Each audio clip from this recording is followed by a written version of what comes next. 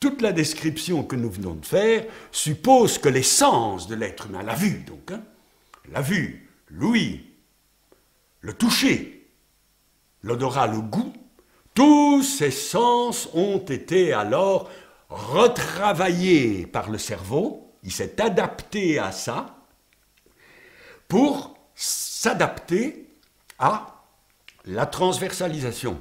Alors dans certains cas, c'était pratiquement tout fait. C'est le cas de la vue. Le cas de la vue. Là, je me souviens encore qu'il y a, je pense que c'est il y a 20 ans, j'envoyais parce que j'étais tout le temps en rapport avec une université, peu importe, en Amérique, et alors je leur demandais, mais enfin, essayez quand même de me dire en 2 colonnes, qu'est-ce qui distingue la vue du singe et la vue de l'homme? Et la réponse était de dire, c'est la même. Alors il y a de toutes petites choses, et entre autres parce que, être transversalisant, nous avons un coût mobile qui va nous permettre de jouer de la tête. Justement, vous aurez remarqué sans doute comment ma tête parvient à intégrer, mais parfaitement elle, le plan transversal, donc la largeur. Je peux faire ça, je peux faire ça. Mais en insistant un tout petit peu, je peux obtenir 360 degrés. C'est-à-dire qu'en allant jusqu'au bout, encore un peu plus loin, et en tournant le regard au maximum, je peux, cet être debout, déjà peut-être depuis Homo erectus, ou en tout cas un peu après, toujours ému là par Homo erectus. Hein. Il a 1 million d'années, mais ça n'est pas encore tout à fait nous, c'est des espèces qui sont des espèces voisines, mais il est là, et c'est lui qui, la première fois, va tout transformer en saisissant les choses à partir d'un horizon. Vers un horizon, mais à partir d'un horizon. C'est lui qui va commencer à bouger de 5 km ou 10 km après chaque laps de temps qu'on essaye de déterminer plus ou moins. Il va aller chaque fois voir plus loin. Il commence à être cet être humain. Mais donc, comme vous le voyez, je reviens à cette idée que toutes les philosophies antérieures partaient du haut et on rejoint le corps comme on peut. Comme Le Corbusier disait de l'architecture de la tourette, on fait le toit et puis on rejoint l'architecture, le bâtiment rejoint le sol comme il peut. Justement, nous avons la possibilité extraordinaire, mais c'est très très récent, c'est grosso modo depuis 1970, l'année 1970 est incroyable, il y a comme ça des années dans l'histoire de l'humanité, l'année 1900, bon, et l'année 1970. On dirait qu'à ce moment-là, toutes sortes de choses commencent, entre autres la connaissance bien sûr du passé de l'être humain. Jusque-là, on n'avait que des bribes, à peu près rien du tout.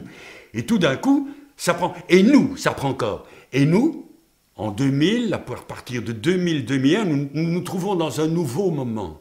C'est que toutes ces nouvelles acquisitions, ces nouvelles vues dans la biochimie, par exemple, c'est-à-dire la façon dont nous voyons le génome, les protéines, la constitution de nos corps. Ah oui, ça c'est la question passionnante à partir de ce que nous venons de dire.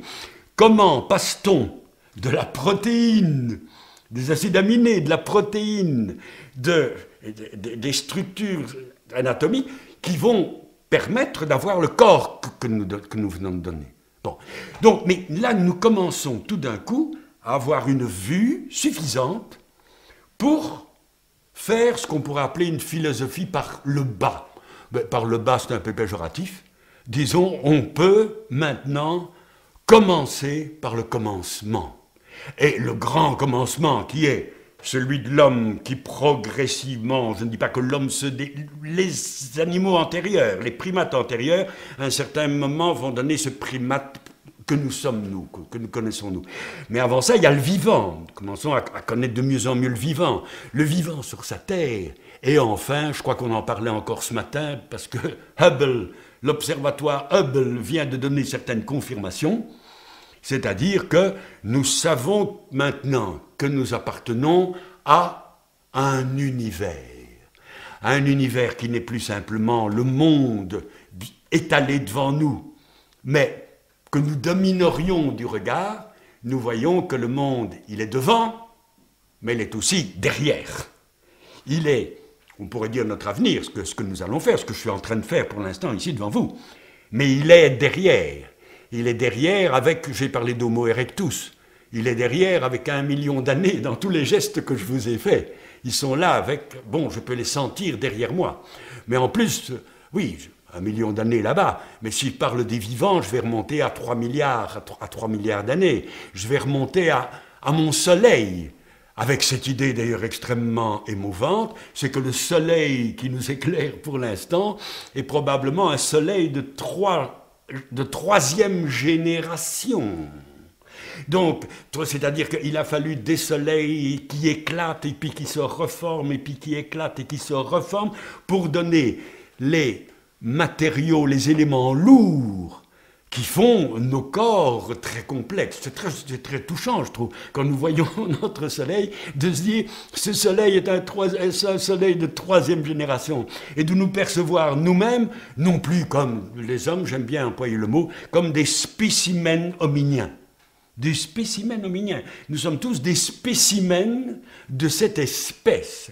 Ce qui donne évidemment une toute autre philosophie, qui donne une toute autre morale, qui donne un tout autre sentiment de l'existence, et bien entendu aussi un univers qui lui-même est une génération, qui lui-même est un devenir, qui commence, croit-on, par ce qu'on appelle un Big Bang pour simplifier, j'entre dans aucun détail, et qui peut-être à un moment, bon, il est en expansion, il se pourrait qu'à un moment, il revienne sur lui-même. Et donc, il a une histoire.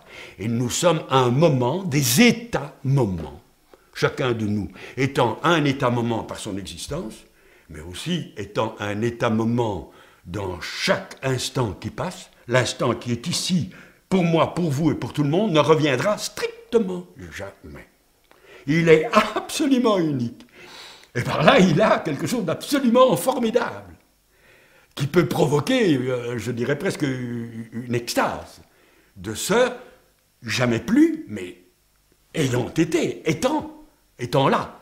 Donc il y a là une force inimaginable de la singularité. Mais je répète, il s'agit d'une vue où on commence par le commencement, et donc le mot anthropogénie, avec génie qui veut dire genèse, hein, c'est un mot qui est dans le petit Larousse. Anthropogénie, genèse, est sans doute un mot qui convient mieux que le mot anthropologie qui nous installe dans des certitudes qui généralement sont sans fondement.